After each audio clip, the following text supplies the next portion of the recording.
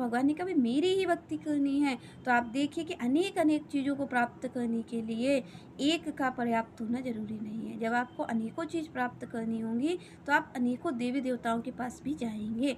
आपको श्री कृष्ण पर्याप्त नहीं लगेंगे। आप नित्य प्रति नए-नए देवताओं की पूजा करेंगे। क्यों? क्योंकि आपको कुछ और प्राप्त करना है। और जिसको केवल श्री कृष्ण के जीवन में प्राप्ति का पर्याप्त है, वही सोचो श्री कृष्ण मुझे प्राप्त है, इनकी सेवा प्राप्त है, इनकी भक्ति प्राप्त है, तो ये मुझे पर्याप्त है। वो उसके जीवन में आप देखेंगे संतुष्ट ज़रूर होगा। जब तक वो संतुष्ट नहीं होगा, जब तक वो आ रहा है जो उसके प्रारब्ध बस उसमें अगर वो संतुष्ट नहीं है, तब तक वो श्री कृष्ण का ही नहीं हो सकता। वो अनेक-अनेकों का भी होगा, क्योंकि उसे कुछ और भी चाहिए। और जब तक हमारे जीवन में कुछ और है, तब तक श्री कृष्ण नहीं आ सकते, क्योंकि श्री कृष्ण अनन्य भक्त के पास आते हैं। तो श्री कृष्ण का वो इस तरीके से होता है, उसे घर-बार की चिंता नहीं होती। भगवान ने कहा अन्न किएतः, उसे घर-बार की चिंता नहीं, वो घर में रह रहा है या वन में रह रहा है। वो कह रहा है कि क्योंकि आप देखिए इन सब चीज़ों का मूल क्या है? इन सब चीज़ों का मूल संतुष्टि है। जो इन सब का मूल है, वो संतुष्टि है। क्योंकि आप देखिए कि आप और हम सब जगह नहीं रह सकते। क्यों?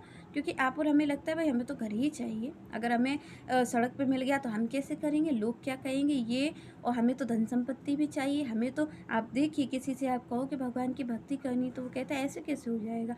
जीवन में धन भी चाहिए, जीवन में सब साधन भी चाहिए। तो आप देखिए कि उसके जीवन में क्या नहीं है। भगवान की भक्ति कब होगी? जब भगवान पे दृढ़ विश्वास होगा। भगवान के दृढ़ विश्वास कब होगा? जब जीवन में संतुष्टि होगी।